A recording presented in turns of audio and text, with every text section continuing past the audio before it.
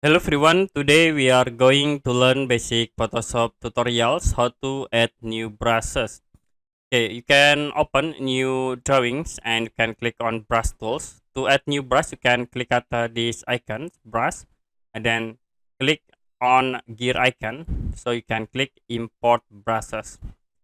For it, search for your brush. For example, I will add this canvas brush. You can click load.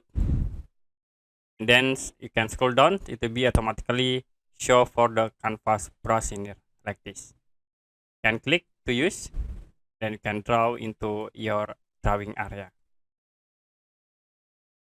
Okay, that's it for basic Photoshop tutorials how to add new brush.